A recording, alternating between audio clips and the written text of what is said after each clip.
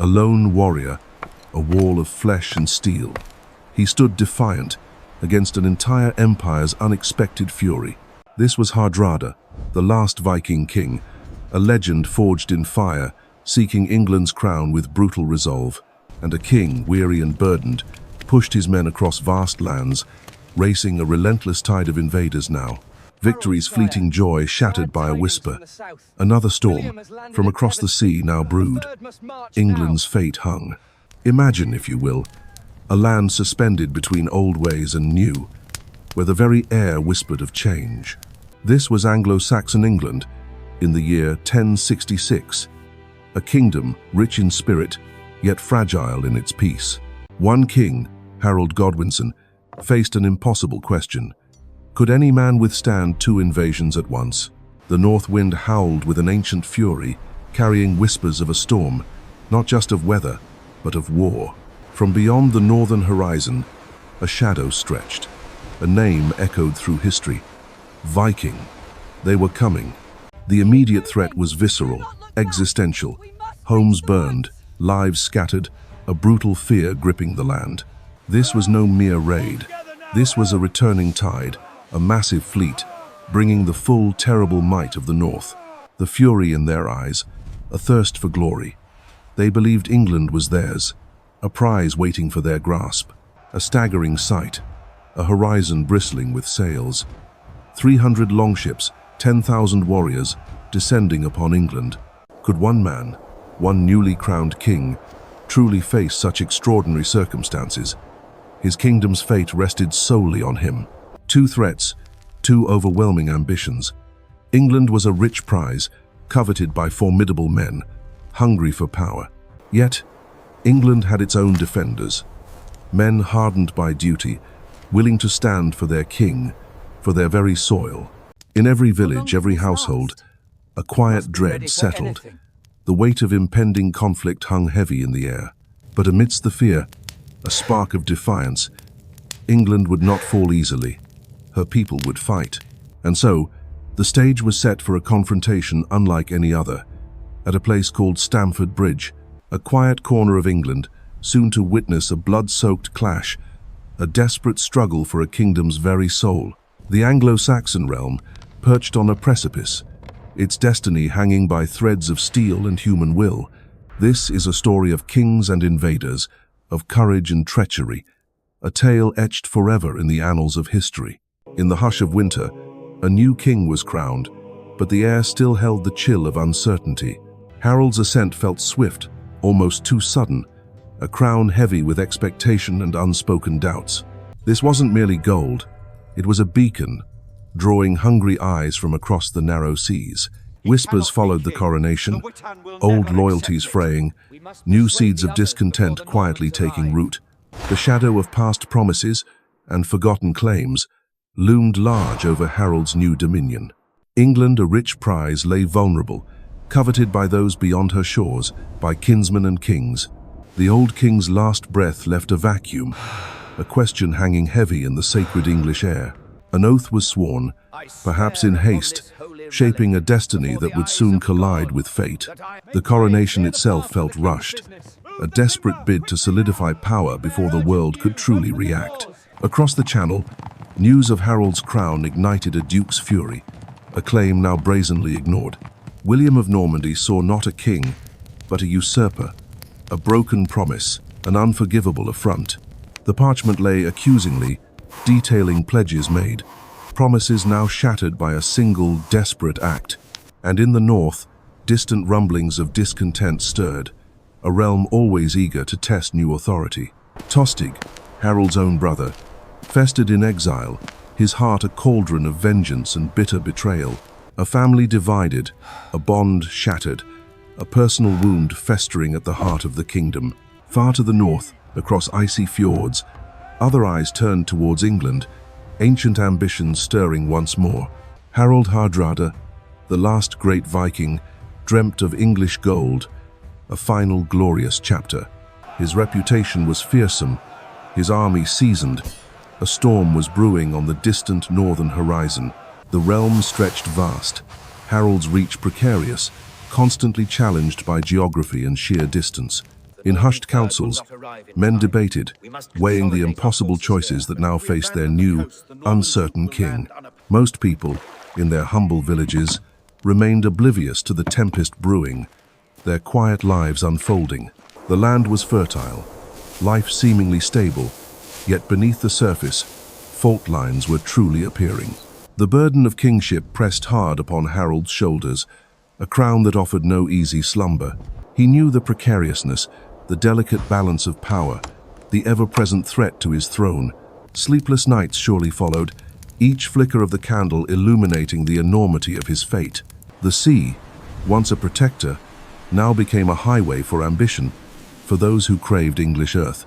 From north to south, England's shores lay open, a tempting prize for any who dared to grasp it. He was a king, yet also a man, carrying the hopes and fears of an entire, uncertain nation. The air grew heavy with anticipation, the horizon darkening with the promise of unimaginable, approaching storms. The crown, a symbol of power, now felt like a target, drawing the gaze of a blood-soaked north. The wind whispers tales of old, carrying echoes of a coming storm from the distant, unforgiving north. Far across the grey waters, something stirs. A shadow stretches, growing larger, promising an unwelcome dawn. They were coming not as merchants seeking trade, but as warriors, driven by ancient, restless blood. A quiet dread spread across the land, a chill seeping into the very bones of the realm.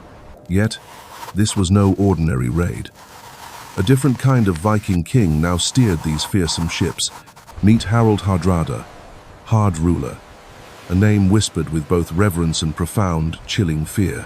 His journey began exiled, a young prince forced to forge destiny in a brutal, unforgiving world.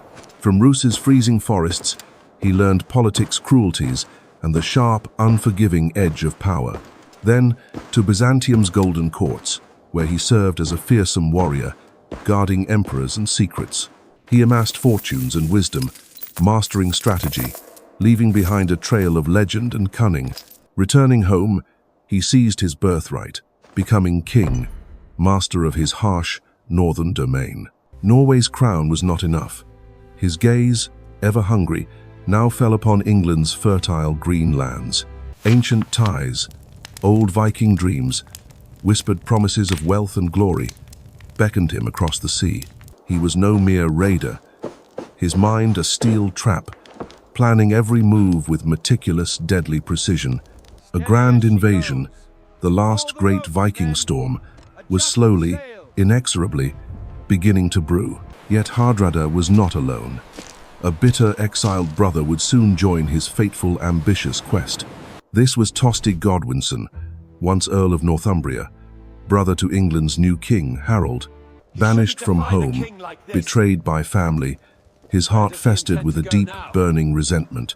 Vengeance, a bitter taste, now fueled his every thought, a thirst for retribution unquenchable.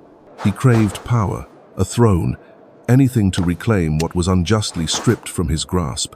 So he wandered, a restless spirit, searching for any hand to aid his desperate, furious cause. And so, fate, in its cruel wisdom, brought two men bound by ambition, hunger for England, an alliance forged, born of shared purpose, conquest for one, vengeance and power for the other. Hardrada's might, bolstered by Tostig's desperate cunning, became a terrifying, unstoppable tide. Across the churning grey waters they sailed, a fleet of ambition bound for England's unsuspecting shores. The stage was set. Two brothers, two kings, a destiny hung heavy in the cold autumn air. Titans were gathering, each with claims, dreams, their own desperate battles yet to fight. England itself now stood precariously on the brink, threatened by this final, ferocious Viking storm. A quiet tension filled the air, rustling armor, sharpening blades, a nation holding its breath. The final, blood-soaked chapter in a long saga was about to violently begin. The Northumbrian coast, a place of quiet rhythms and ancient whispers, once knew a fragile peace. Villages tucked away, lives woven from toil and simple joys, continued unaware of what approached. Children played, their laughter light upon the breeze, a sound that soon would be overshadowed. Old tales were shared, of distant raids and brave men, but these felt like echoes, not warnings. The watchful eyes on the coast, accustomed to empty seas, saw only the familiar for a time. Yet, a different kind of storm was brewing, not of wind or rain, but of iron and fire. Then, a speck, a solitary shadow on the vast canvas of the sea, barely noticed, yet it grew, more followed, like dark migratory birds, an unnatural flock against the distant, hazy sky. The sentinel squinted, his heart quickening its rhythm, a cold premonition seizing his spirit. No ordinary fishing fleet. These were the dragon's teeth, countless longships bearing down relentlessly. 300 longships, a monstrous armada, a terrifying sight, born of the northern winds. 10,000 warriors, so many souls bent on conquest, their intentions clear and chillingly stark. Led by Hardrada, the thunderbolt of the north, and Tostig, a brother's bitter betrayal manifest. The scream started then, carried on the salt-laced wind, piercing the village's fragile calm. Panic seized the hearts of the folk. Their world, once steady, now crumbled before their eyes. The longships crunched ashore, their dragon heads snarling, spitting forth a tide of wrath. A torrent of steel and fury spilled onto the land, Viking boots stamping the hallowed English earth. Then came the smoke, a dark stain against the sky, marking where innocence was lost forever. Doors splintered, homes ransacked, a terror unleashed upon the unsuspecting folk of Northumbria. Mothers clutched their children, running from the nightmare, their simple lives shattered completely. Fire consumed what generations had built, turning warmth and history into ash and bitter memory. Local resistance, brave but outnumbered, was swept aside by the seasoned, ruthless invaders. They marched inland, an unstoppable tide, leaving only desolation and fear in their wake. Their target was clear: York, the heart of the north, a vital jewel to be seized. The news traveled fast, a chilling whisper on the wind, reaching even distant, weary ears. Earl Morcar and Earl Edwin, defenders of the north, faced a terrible, immediate choice. They gathered their men, the last hope for York, a desperate shield against the rising storm. The Vikings, emboldened by easy victories, pressed on, a relentless, unstoppable force of nature. At Fulford, near the Ouse, the Anglo-Saxons braced, hoping the treacherous ground would aid them. The horns blared, a sound from an ancient, forgotten past, heralding inevitable conflict. Steel met steel, a symphony of terror and pain, as two worlds collided with brutal force. Despite their courage, the Anglo-Saxons were simply too few against so many hardened warriors.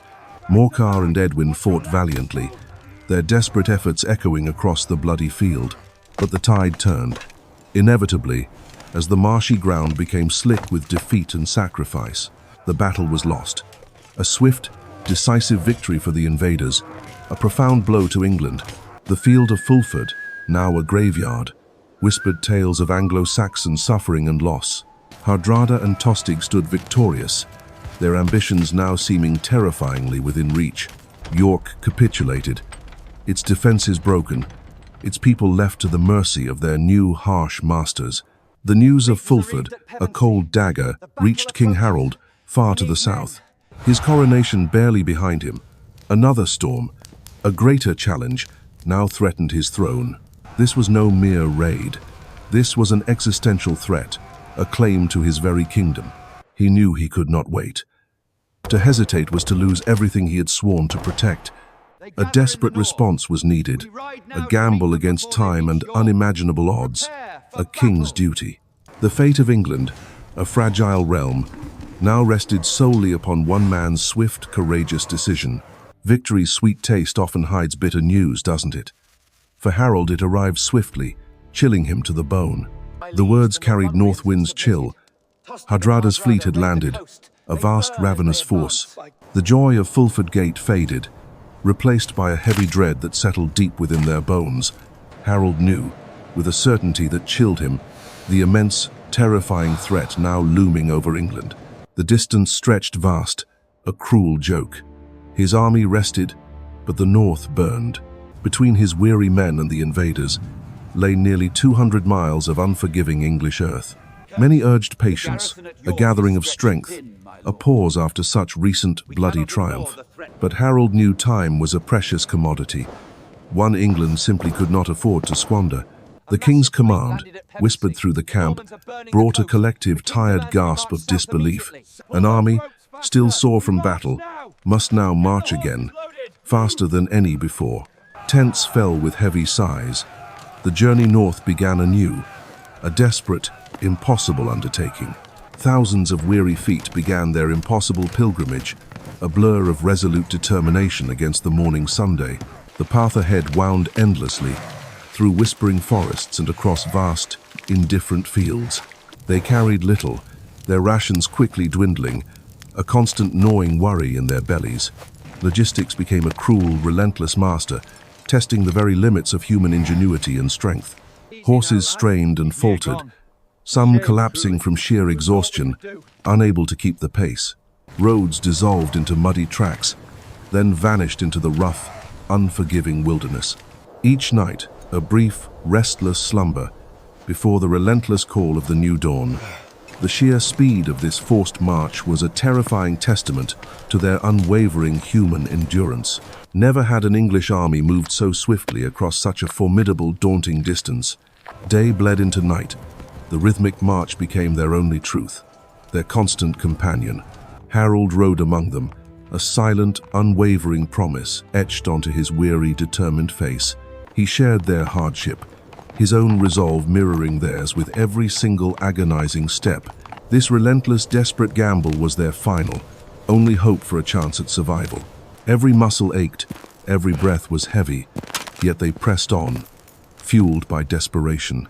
The miles melted away, agonizingly slow in the moment, astonishingly fast in retrospect.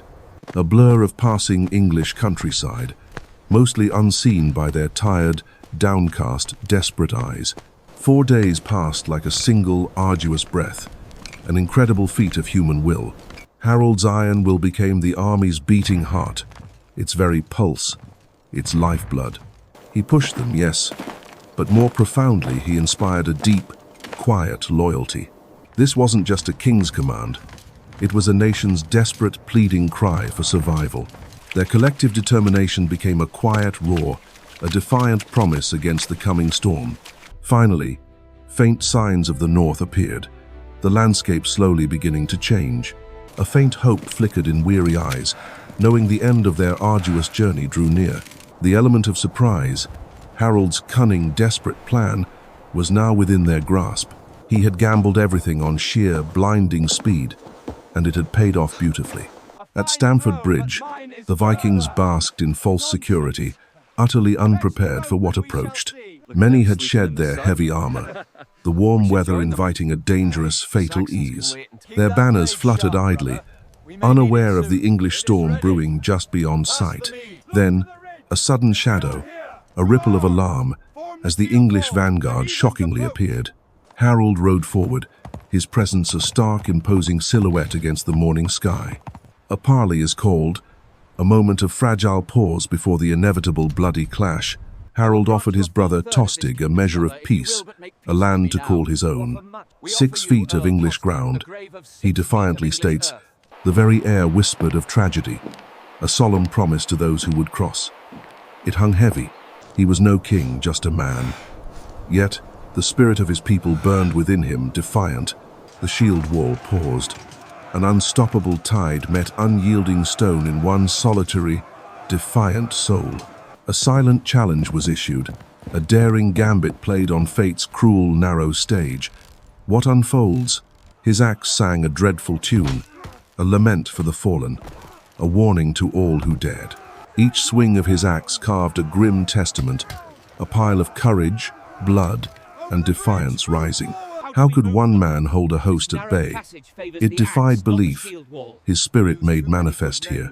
A legend was forged in steel, in sacrifice, whispered in hushed tones around countless hearths.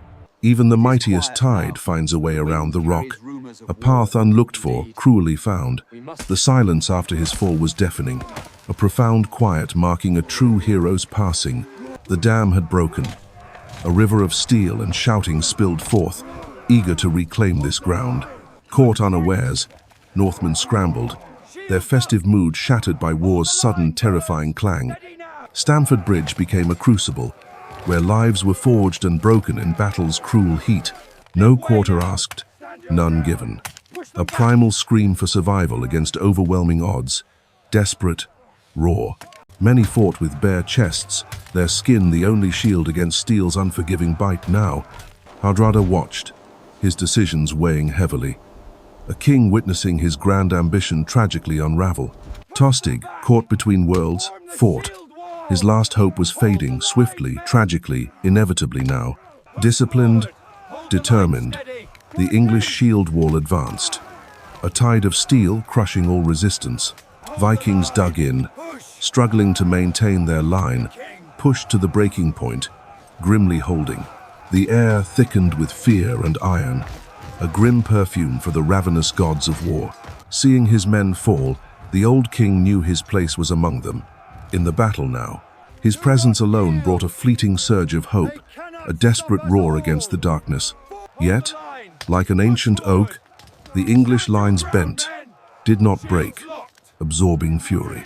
He fought not for victory, but for forgiveness, a desperate plea to a past truly lost. The English pressed on, an unyielding will, slowly overwhelming the weary invaders, relentlessly. The weight of years, of battles, bore down on the old Norse king's weary shoulders. A great tree had fallen. The Viking sun set with its mightiest warrior, truly gone. A cry of anguish rippled through their ranks, a collective gasp. Their leader vanished. A flicker of despair crossed Tostig's face, a premonition of his own lonely, tragic end. He fought with ferocity, a trapped wolf. His time, his brother's trust, both now utterly lost. And so, the brother fell. His last breath mingled with the river, unheard, unmourned, forever gone. With leaders gone, the English knew victory was within grasp, a brutal, blood-soaked one. The orderly lines shattered, turning into desperate flight, scattering against the hungry blades. Armorless Vikings, exhausted, broken, offered little resistance against fresh, disciplined Anglo-Saxons. The water itself wept, carrying stories of broken men, shattered dreams downstream to its depths. The field was a graveyard, a brutal canvas painted crimson, witnessing humanity's dark capacity. No escape, no quarter. The vengeance of a betrayed land was absolute, cold, relentless. What echoes remained in such a soul, seeing their world crumble to dust and blood? The day bled into night, leaving a silence more chilling than any battle cry. A costly victory, yet a triumph. The Anglo-Saxon realm had held, but at what cost? He defended his kingdom. Victory's taste, bittersweet, tainted by his own brother's spilt blood. The bridge, once a passage of life, now stood a monument to courage and many ends. Water remembers nothing, yet carries all stories. So too history, flowing ever onwards, relentless. And so, the Northmen's dream dissolved, a tragic saga etched into this foreign, bloodied soil. The roar of battle had died. An awful quiet settled, broken only by the mournful cries of gulls now circling. Where fierce warriors once stood, now lay only stillness, a grim canvas painted by the brutal hand of war. Each dent, each stain, a whispered tale of courage, a silent scream frozen in the unyielding soil. The ground itself seemed to weep, soaked deep with the crimson tide that flowed from so many young men. Nature begins its somber reclamation. Life finds its way. Even amongst the silent, unmoving legions, their victory felt hollow, a heavy cloak draped over weary shoulders, chilled by the breath of death. Young faces, old faces, all united now in the vast, silent brotherhood of the eternally fallen. Thousands of brave men, once roaring with life, now lay silent, a horrifying testament to the battle's fury. This was not merely a field, it was a vast, sprawling grave, etched into the very memory of England. These once feared weapons now lay abandoned, their song of war abruptly silenced, their purpose ended. The wind carries their last breaths, their final whispers, scattering them across the fields they sought to claim. Amidst the chaos, a tiny glint of faith, a reminder of the precious souls now departed from this world. A sea of fallen warriors, their dreams extinguished, their journeys ended far from their northern shores. Harold stood, a king victorious, yet his gaze held the shadow of immense, heartbreaking loss. Their strength was utterly spent, their victory hard won. The taste of triumph was bittersweet, mingled with iron. The exhaustion sank deep, a heavy weight after the brutal, unending symphony of steel and screams. No joyful shouts, no celebrations. Only the quiet contemplation of the terrible, crushing cost of their survival. A victory, yes, but at what immeasurable cost? The very soul of his army was now utterly depleted. His shield wall, though unbroken, was now thinned. Their triumph felt fragile, like glass after a great fall. The silence spoke volumes. Thousands of northern souls would never again see their familiar, beloved homelands. Imagine a fleet of 300 proud longships, now mostly hollow, awaiting their tragic return. Only 24 ships, a stark and somber remnant, were needed to carry the few weary survivors. They sailed home, broken and diminished, leaving behind a legacy etched in the blood-soaked soil of England. The silence after such thunder, it felt almost sacred, a heavy peace settling on the scarred land.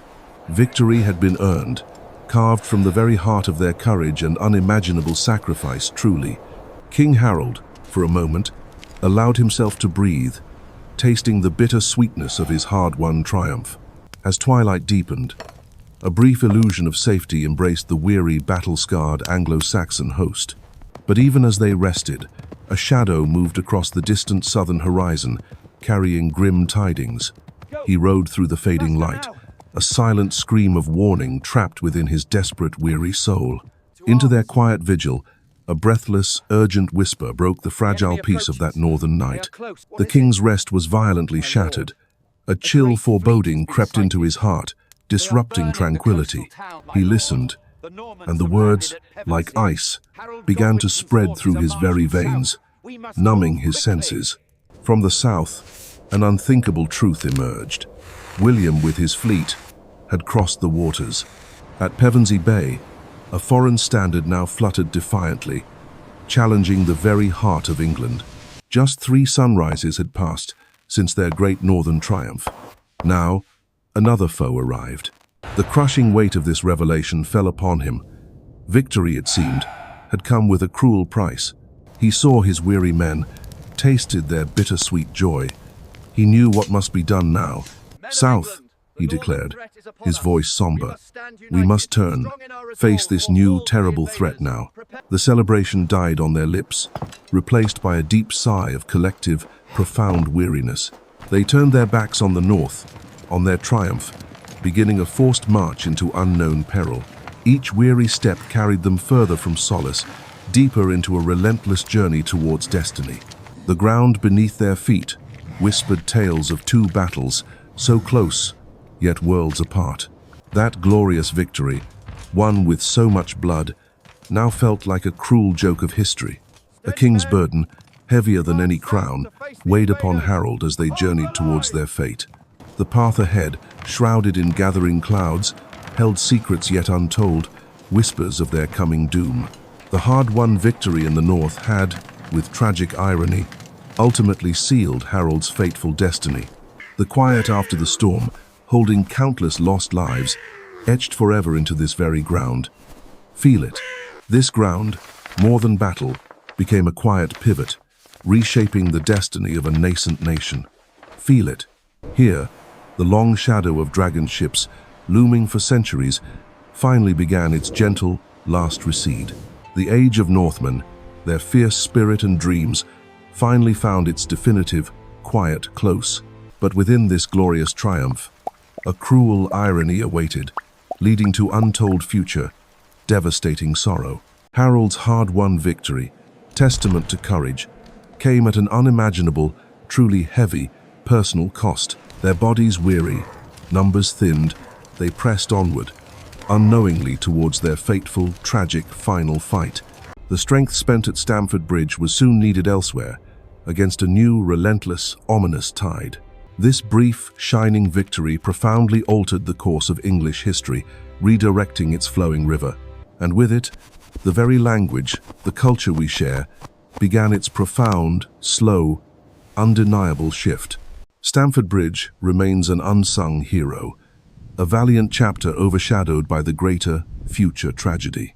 It stands as a testament to incredible courage, a heroic effort, tinged with profound, lasting sadness. The echoes of that desperate, glorious fight were lost amidst the clamor of a greater, final fall. Let us remember these quiet heroes whose courage forged a nation, share their story, honor them always.